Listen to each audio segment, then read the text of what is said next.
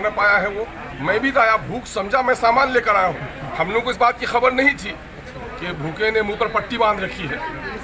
Ambulance हमारे party ने ये तय किया है, एक एम्बुलेंस अररिया में, एक पूर्णिया में और एक किशनगंज में, जो भी हम सभी एमएलएज ममनून व मशकूर हैं अपने कुल हिंद सदर जनाबे बैरिस्टर असदुद्दीन अवैसी साहब, ऑल इंडिया मजलिस इत्तेहादुल मुस्लिमीन का, और साथ ही अपने लीडर जनाबे अकबरुद्दीन अवैसी साहब कि इन मोहसिनों ने जो सीमांचल में आने के बाद कहा था कि सीमांचल में हमने अगर कदम रखा है तो मरते दम तक इस रिश्ते को बरकरार रखेंगे। अल्हम्दुलिल्लाह 2016 और 17 के सैलाब में राहत रसानी का काम हो, मेडिकल कैंप का मामला हो, या कोविड-19 की इस जंग में लड़ने के लिए साथ देने का मामला हो, हमारे कायद ने सीमांचल का पूरा ख्याल रखा है। यही वजह है कि एक बड़ी खतीर रकम से, और जो आज के दिन की ज़रूरत है, ventilators, oxygen concentrators, oximeters, thermometers, medicine kit, लगभग 1 करोड़ से ज़ायद की मालियत का सामान हम लोगों ने बराबर तीनों सदर हॉस्पिटल और तीनों ज़िला में, अररिया, पूर्णिया और कटिहार किशनगंज में तकसीम किया है। माजिद साहब की सरबराही में 3 कॉरपोरेटर हजरात। लेकिन अफसोस के साथ ये भी कहना पड़ रहा है कि हम देख रहे हैं कि हमारे डॉक्टर्स की टीम अच्छी काम कर रहे हैं, अच्छा तौर पर अगर काम कर रहे हैं, पूरी टीम लगी हुई है। लेकिन ये सुनकर सदमा हुआ यहाँ भी और किशनगंज में भी कि यहाँ पर भी 4-5 वेंटिलेटर्स हैं और वहाँ पर भी 6 वेंटिलेटर्स हैं, और वेंटिलेटर्स के लिए ही लोगों को मधेपुरा भेजना पड़ रहा है। टेक्नीशियन के नहीं होने की वजह से ये वेंटिलेटर्स नहीं चलाए जा रहे हैं। और हम लोगों ने जो आज वेंटिलेटर दिया है, हम लोग इस बात को महसूस करते हैं कि ये शोभा का सामान या कहीं पर जाकर के ये उनके तहखाने में का सामान न बन जाए, बल्कि मरने वाले की जीवन बचाने की राहत के तौर पर इसका इस्तेमाल किया जाए। हम लोगों ने यहाँ की रिपोर्ट भी ली है, शाहनवाज साहब ने पूरी रिपोर्ट ली है। अभी हम लोग 2 तारीख को असेंबली में जाने का मौका मिल रहा है।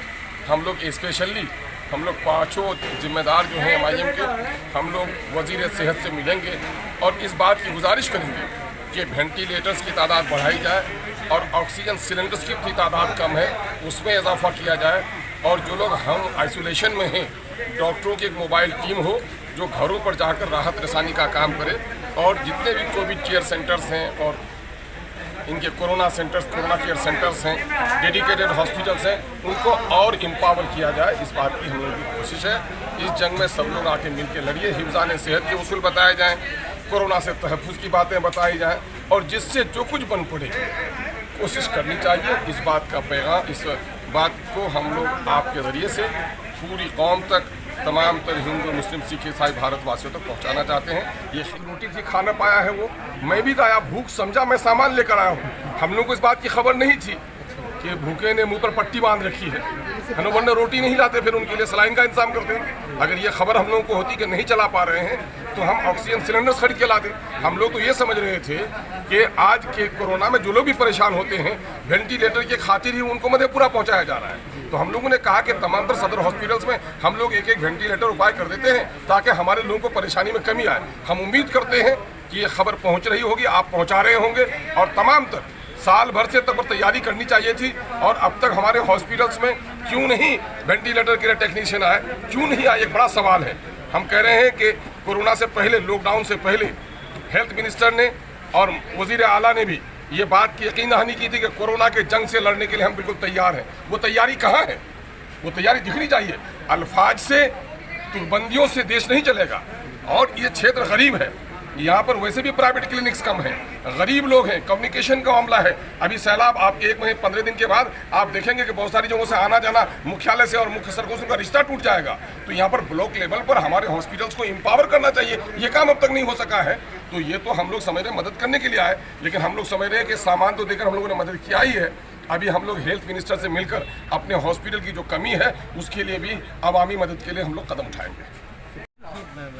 ज़रूरत तो काफ़ी है, लेकिन आज हम आप लोग के माध्यम से हम लोग के पार्टी प्रेसिडेंट जनाब बैरिस्टर असदुद्दीन ओवैसी साहब का तमाम सीमांचल वासियों की तरफ से शुक्रिया अदा करते हैं। और जो उन्होंने कहा था, आज उन्होंने साबित कर दिया। ये एक महज चुनाव जुमला नहीं था।